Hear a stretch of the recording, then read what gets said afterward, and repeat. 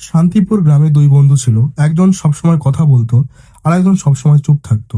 শেষ পর্যন্ত চুপ থাকা ছেলেটাই সবাইকে অবাক করে দিল। শান্তিপুর গ্রামের রাকিব আর সোহেল দুই বন্ধু। সোহেল ছিল খুব হাসি খুশি, সবসময় আড্ডা দিত, সবাইকে হাসাতো।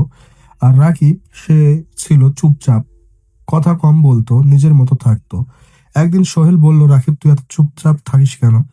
এভাবে থাকলে জীবনে কিছু করতে পারবি না। রাকিব শুধু হালকা হাসলো, কিছু বলল না। গ্রামের লোকজনও বলতো, এই ছেলে দিয়ে কিছুই হবে না, সারাদিন চুপচাপ থাকে। এই কথাগুলো রাকিব শুনতো, কিন্তু কাউকে কিছু বলতো না। কিন্তু আসল সত্যটা ছিল অন্যরকম। রাতে যখন সবাই ঘুমিয়ে যেত, রাকিব তখন মোবাইল নিয়ে বসতো, ইউটিউবে ভিডিও দেখতো, ধীরে ধীরে শিখছিল mobile video editing, Facebook YouTube content বানানো, ছোটখাটো অনলাইন কাজ, ফ্রিল্যান্সিং।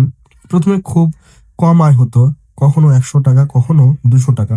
কিন্তু সে থামেনি, ধীরে ধীরে তার স্কিল বাড়াতে লাগলো, তার ইনকামও একটু একটু বাড়তে লাগলো। অন্যদিকে সোহেল, সে আগের মতোই ছিল, আড্ডা, মজা, সময় কাটানো, কিন্তু কোনো কিছু শেখার চেষ্টা করতো না। তারপর কেটে গেল 5 বছর। একদিন হঠাৎ গ্রামে ছোট অনুষ্ঠান ছিল। হঠাৎ সবাই দেখলো একটা সুন্দর পরিষ্কার টয়োটা করোলা গাড়ি গ্রামে ঢুকছে। গ্রামের জন্য এটা অস্বাভাবিক না, কিন্তু সবার কৌতূহল হলো গাড়ি কার। গাড়ি থামলো, দরজা খুললো, নামলো একজন স্মার্ট, আত্মবিশ্বাসী। সবাই তাকিয়ে রইলো, এটা কে? কিছুক্ষণ পর সবাই চিনতে পারলো, সে আর কেউ না, সে চুপচাপ ছেলে রাকিব। এখন রাকিব নিয়মিত অনলাইনে কাজ করে, মাসে ভালো ইনকাম করে, গ্রামের তুলনায় অনেক ভালো।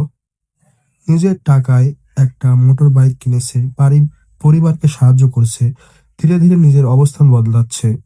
সে এখন বড়লোক না, কিন্তু আগের থেকে অনেক এগিয়ে আছে। সোহেল অবাক হয়ে বলল, তুই তো কিছুই বলতি না, এত কিছু করলি কিভাবে? রাকিব হেসে বলল, আমি চুপচাপ ছিলাম, কারণ আমি শিখছিলাম।